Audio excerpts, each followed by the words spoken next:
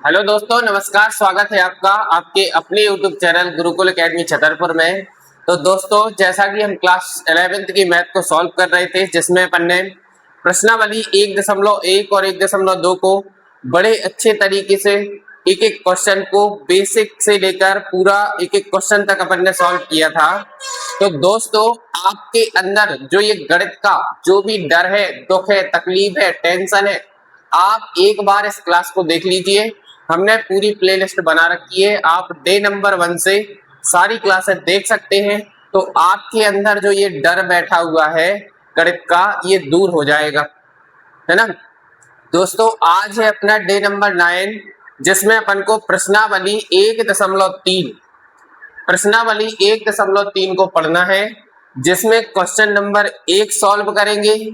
और दोस्तों, हमें सीधे जाकर के सवालों को लगाना नहीं है, सवालों को सीधे डायरेक्ट धुरंधर नहीं बनना है। सवालों को लगा करके हमें उस एक्सरसाइज से पहले उसमें जो बेसिक चीजें दी गई हैं, हमें उनको देखना है और उनको पढ़ना है, क्योंकि बिना बेसिक के सवाल नहीं लगता है ना। तो आइए देखते हैं।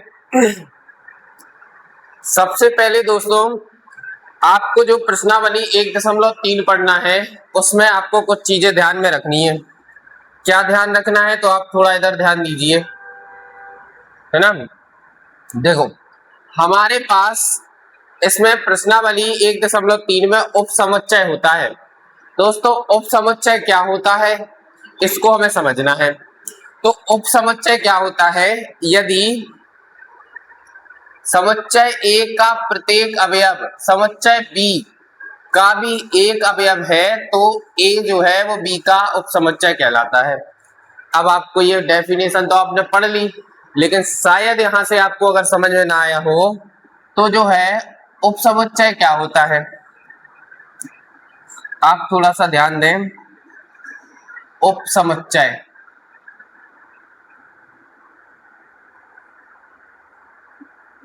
या उपसमुच्चय, देखो, जैसे मान लीजिए हमारे पास ए एक समुच्चय है, जिसमें आपके पास ये कुछ अवयव दिए गए, ठीक है। इसके बाद आपके पास बी एक समुच्चय है, जिसमें आपके पास कुछ अवयव दिए गए हैं।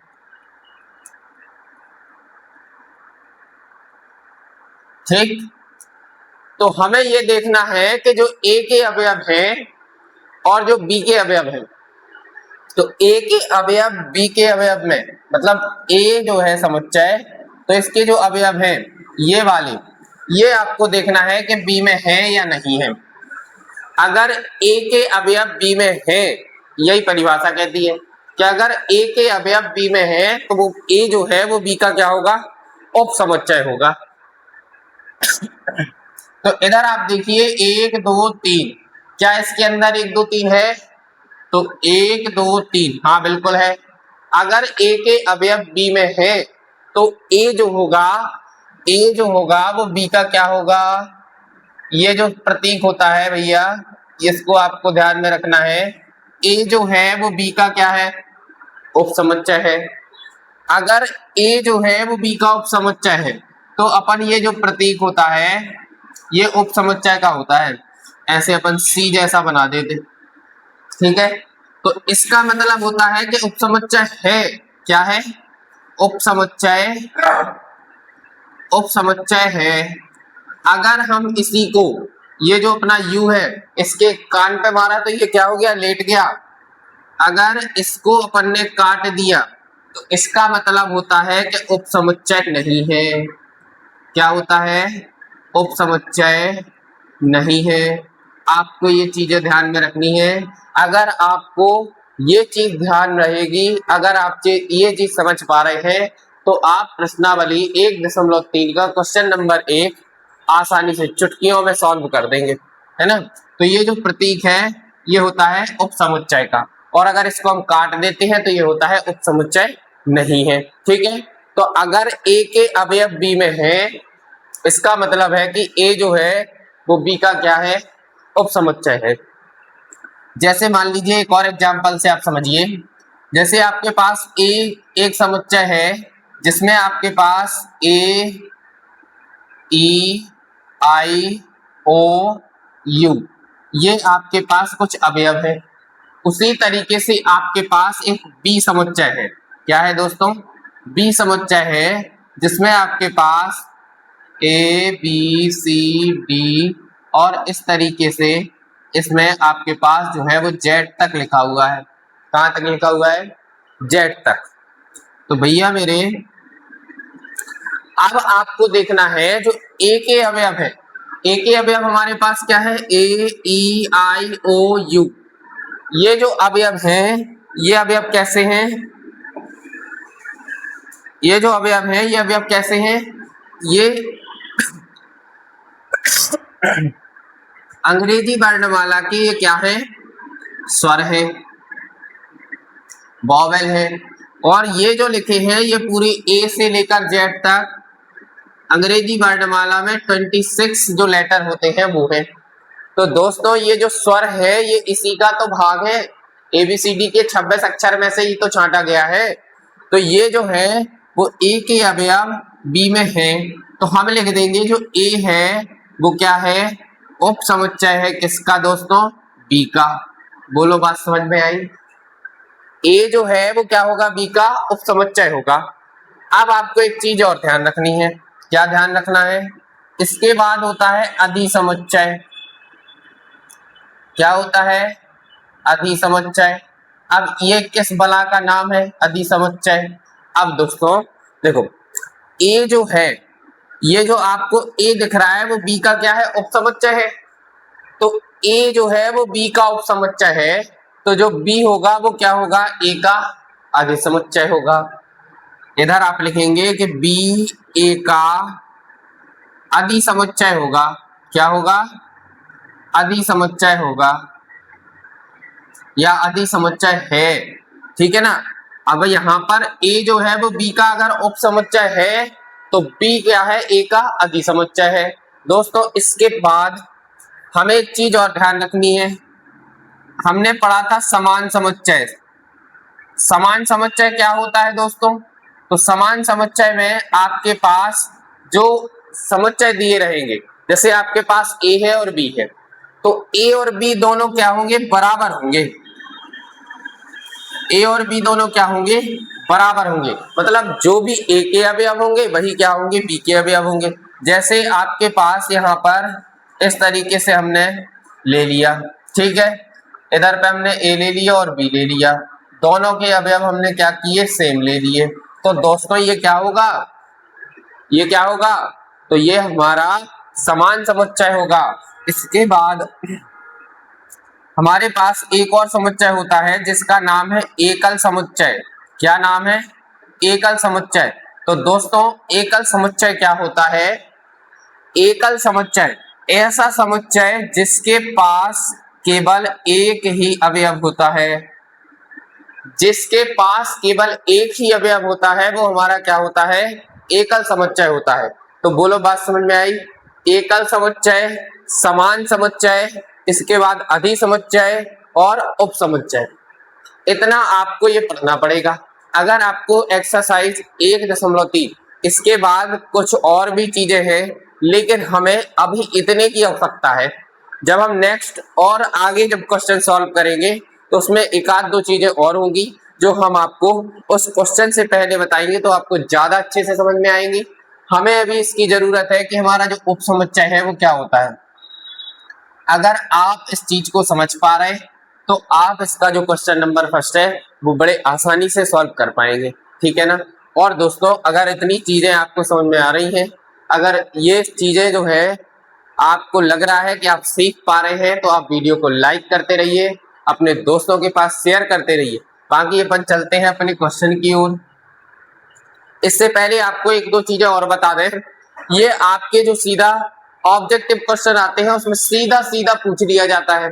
भैया क्या पूछ लिया जाता है कि प्रत्येक समुच्चय जो है वो स्वयं का एक उप समुच्चय होता है। जो प्रत्येक समुच्चय है वो स्वयं का उप समुच्चय होता है। जैसे मान लीजिए ए है, ए में कुछ अवयव है, अब जो अगला समुच्चय होगा, है ना, तो वो स्वयं का क्या होगा? उप समुच्चय होगा। ए जो है जैसे मान लो हमारे पास है इधर a बराबर हमने ले लिया इधर 1 2 3। अब ये जो समुच्चय है ये खुद का भी क्या होगा, उपसमुच्चय होगा, मतलब a का उपसमुच्चय है। समझ पा रहे हैं? तो ये चीज है। तो प्रत्येक समुच्चय स्वयं का एक उपसमुच्चय होता है, यानी खुद का भी क्या होता है, उपसमुच्चय होता है। इसके बाद सबसे ज्यादा इंपॉर्टेंट है इसमें दूसरा पॉइंट, ये आपसे पेपर में सीधे सीधे पूछ लेता है कि रिक्त समुच्चय सभी समुच्चय का उपसमुच्चय होता है। तो ये चीज बिल्कुल सही है दोस्तों। जो हमारा रिक्त समुच्चय होता है, रिक्त समुच्चय क्या होता है, तो रिक्त समुच्चय को हम फाई से डिनोट करते हैं। किससे? फाई से। तो हम आपको ये रिक्त समुच्चय के बारे में इससे जो पहले वाली क्लास थी उसमें बड़े डिटेल से बता चुके हैं कि रिक्त समुच्चय क्या होता है। जिसके पास एक भी अवयव ना हो वो क्या होता है, रिक्त समुच्चय होता है। और जैसे मान लो हमारे पास एक अवयव है जिसमें एक भी अवयव नहीं है, ये जो खाली है, तो ये क्या होगा, रिक्त समुच्चय होगा।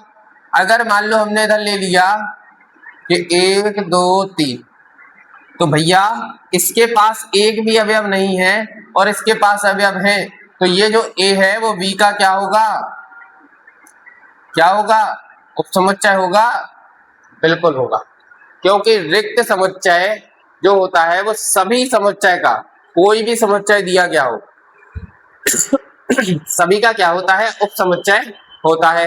तो ये चीज आपको बड़े अच्छे से अपने दिमाग में बिठा के रखनी है। 1 नंबर का ऑब्जेक्टिव क्वेश्चन यहाँ से बनता है। बाकी चलते हैं। अब हमारे पास है प्रश्नावली 1.3 का, भैया मेरे प्रश्नावली 1.3 का क्वेश्चन नंबर पहला। हम इसको देखेंगे क्वेश्चन नंबर पहला क्या क्या रहा, ये कहना क्या चाहता है भैया, तो ये कहना चाहता है कि रिक्त स्थानों में प्रतीक, अब इधर ध्यान दीजिए, ये जो प्रतीक है यू को क्या किया, कान पे मारा तो लेट गया, तो यू जो लेट गया ये क्या है, उपसमुच्चय का साइन है। तो रिक्त स्थानों में प्रतीक उपसमुच्चय या उपसमुच्चय नहीं को भरकर सही कथन बनाइए। आपके पास ये कुछ एग्जाम्पल्स दिए गए हैं, आपको इनमें केवल इस साइन को भरना है, ठीक है ना, आपको बाकी कुछ नहीं करना। जैसे आपके पास पहला क्वेश्चन है, अब देखो इसके पास जो अवयव है वो 2 3 4 है, क्या है भैया, 2 3 4 है। अब आप ये जो अगला समुच्चय दिया गया है आप इसमें चेक करेंगे कि ये 2 3 4 है या नहीं है। तो भाई साहब 2 दिख रहा है, 3 भी है, 4 भी है, तो अगर इसके अवयव इसके अंदर है तो इसका मतलब है कि ये क्या होगा, उपसमुच्चय होगा। ठीक, इसके बाद दूसरा क्वेश्चन क्या कह रहा है कि ए बी सी, आपके पास 2 समुच्चय है ए बी सी, और इस साइड अगर आप देखें तो बी सी डी।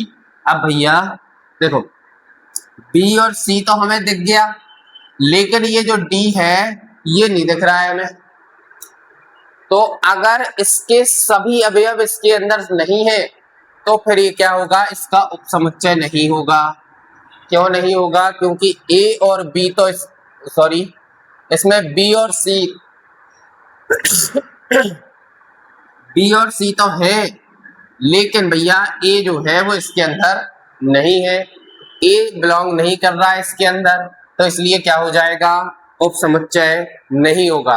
अगला क्वेश्चन है तीसरा, एक्स सच दैट एक्स, आपके विद्यालय को कक्षा 11 का एक विद्यार्थी है, आपके विद्यालय में कक्षा 11 का एक विद्यार्थी है।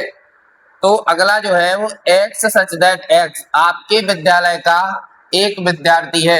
अब भैया मेरे अगर विद्यालय में तो सभी 1 से 12 तक के बच्चे होंगे, अगर 1 से 12 तक के बच्चे होंगे तो ये जो है कक्षा 11 का एक विद्यार्थी होगा या नहीं होगा, बिल्कुल होगा। विद्यालय में तो सभी क्लासों के बच्चे होंगे, 1 के होंगे, 2 के होंगे, 3 के होंगे, 11 के भी होंगे, तो यहाँ पर क्या होगा, ये क्या हो जाएगा, उपसमुच्चय है। चले आगे बढ़े। चौथे क्वेश्चन में कह रहा है कि एक्स सच दैट एक्स किसी समतल में स्थित एक वृत्त है अगला जो है आपके पास x सच दैट x एक समान समतल में वृत्त है जिसकी त्रिज्या 1 इकाई है।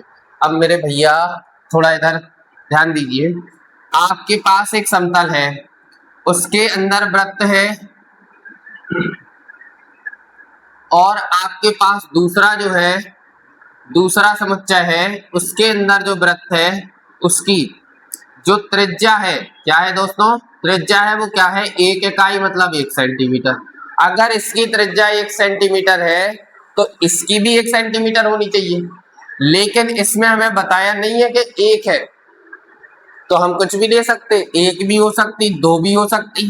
तो भैया इसके जो अवयव होंगे वो इसके अंदर नहीं होंगे, क्योंकि ये जो कंडीशन शर्त होती है वो फॉलो नहीं कर पा रहा है। तो यहाँ पर ये क्या हो जाएगा, तो ये भैया उपसमुच्चय नहीं है, तो आप इसको क्या करेंगे, काट देंगे। नेक्स्ट है हमारे पास 5वां question, x such that x किसी समतल में स्थित एक त्रिभुज है। अब अगला कह रहा है कि x सच दैट x किसी समतल में स्थित एक आयत है। भैया मेरे आपके पास 2 समुच्चय हैं, वो कह रहा है कि एक समुच्चय में क्या है त्रिभुज है और दूसरे समुच्चय में क्या है आयत है। तो भैया ये त्रिभुज और आयत में अंतर होता है कि नहीं होता है, त्रिभुज में 3 भुजाएं होती हैं, आयत में 4 भुजाएं होती हैं। तो भैया ये कैसे मैच करेगा, ये जो है ये किस तरीके से मैच करेगा, तो ये मैच नहीं कर रहा है, इसलिए क्या हो जाएगा, ये जो है वो समुच्चय मतलब उप समुच्चय नहीं होगा। इसके बाद अगला question, x such that x किसी समतल में स्थित एक समबाहु त्रिभुज है। क्या है दोस्तों, समबाहु त्रिभुज है और इसमें कह रहा है कि x सच दैट x किसी समतल में स्थित एक त्रिभुज है। भैया मेरे आपको यहाँ थोड़ा सा समझना है, आपके पास 2 क्या है समुच्चय है, जिसमें एक में आपके पास क्या है समबाहु, एक में आपके पास समबाहु त्रिभुज है और दूसरे में जो है वो आपके पास समबाहु भी हो सकता है या आपके पास समद्विबाहु भी हो सकता है। भैया मेरे ध्यान देना, आपके पास समकोण भी हो सकता है, आपके पास विषमबाहु त्रिभुज भी हो सकता है या नहीं। तो आपके पास त्रिभुज में इस साइड तो समबाहु है, लेकिन इस साइड समबाहु भी हो सकता है, विषमबाहु भी हो सकता है और समद्विबाहु भी हो सकता है या समकोण भी हो सकता है। तो आपको ध्यान रखना है आपके पास यहाँ जो समुच्चय है वो इसके अंदर है, अगर इसके जो अवयव हैं वो इसके अंदर है, इसका मतलब है कि ये जो है इसका उपसमुच्चय है, तो आप क्या साइन लगा देंगे, उपसमुच्चय है का लगा देंगे। इसके बाद दोस्तों 7वां क्वेश्चन है, x सच दैट x एक समप्राकृतिक संख्या है। अब भैया x सच दैट एक पूर्णांक है। अब भैया मेरे आपको इधर ध्यान रखना है कि समप्राकृतिक संख्याएं क्या होती हैं, तो समप्राकृतिक संख्याएं 2 4 6 8 इस तरीके से आप लिख सकते कि नहीं लिख सकते। और इधर कह रहा है कि एक पूर्णांक है, अब पूर्णांक तो धनात्मक भी होते हैं ऋणात्मक भी होते हैं। तो अगर मान लो हमने केवल पॉजिटिव, अगर आप चाहें तो ऋणात्मक भी ले सकते हैं, जैसे 2 ले ली -1 0 फिर इधर से 1 फिर 2 फिर 3 फिर 4 फिर 5 फिर 6 फिर 7 फिर 8 फिर 9 फिर 10 इस तरीके से आप कहीं तक भी जा सकते हैं। तो इसके जो अवयव हैं 2 4 6 8 क्या इसमें है 2 4 6 8, तो जी हाँ दोस्तों इसके अंदर है। और अगर इसके अंदर है तो ये जो समुच्चय है वो इसका क्या होगा, उपसमुच्चय होगा। तो आपको पहले क्वेश्चन में केवल इतना करना है कि ये उपसमुच्चय है या नहीं है, केवल आपको इतना चेक करके इनमें भरना है। और दोस्तों इस तरीके से 1-2 एग्जाम्पल आपके पेपर में आते हैं, इसलिए आपको इनको बड़े ध्यान से समझना है और बड़े ध्यान से इसको याद रखना है, ठीक है ना। तो इसका बेसिक भी आप बढ़िया पढ़िए, इसका नोट्स बनाइए, इन क्वेश्चनों को बढ़िया सॉल्व कीजिए और बढ़िया अपनी तैयारी बहुत अच्छे तरीके से कीजिए। और दोस्तों अगर आपको ये जो वीडियो पसंद आ रही है अगर आपको लग रहा है कि आप कुछ सीख पा रहे हैं तो आप इस वीडियो को लाइक करें, अपने दोस्तों के पास जरूर शेयर करें, और अगर आपने अभी तक इस चैनल सब्सक्राइब नहीं किया है तो आप इस चैनल को सब्सक्राइब कर लीजिए, ठीक है ना। अगर आप चाहते हैं कि आप अपनी तैयारी बड़े अच्छे तरीके से करना चाहते हैं तो आप इसको सब्सक्राइब भी कर लीजिए। और दोस्तों, अगर आपके कुछ और मित्रगण हैं जो 10वीं में पढ़ते हैं या 9वीं में पढ़ते हैं या 12वीं में पढ़ते हैं तो आप उनको भी सजेशन दे सकते हैं, इस चैनल के बारे में बता सकते हैं, क्योंकि इस चैनल पर हमने सभी कक्षाएं चालू कर दी हैं, चाहे वो 9th का हो, 10th का हो, 11th का हो, 12th का हो, सभी कक्षाएं और सभी विषय आपको उपलब्ध कराए जाएंगे, ठीक है ना। अलग अलग सब्जेक्ट आपको अलग अलग टीचर के माध्यम से पढ़ने को मिल जाएगा। तो भैया आप इसको क्या करें, अपने दोस्तों के पास शेयर करें और चैनल को सब्सक्राइब जरूर कर लें, है ना, और अपने दोस्तों से भी करवाएं। बाकी आज के लिए इतना ही, मिलते हैं नेक्स्ट क्लास में नेक्स्ट क्वेश्चन के साथ। तब तक बढ़िया पढ़ते रहिए, स्वस्थ रहिए, मस्त रहिए, बिंदास मुस्कुराते रहिए। धन्यवाद।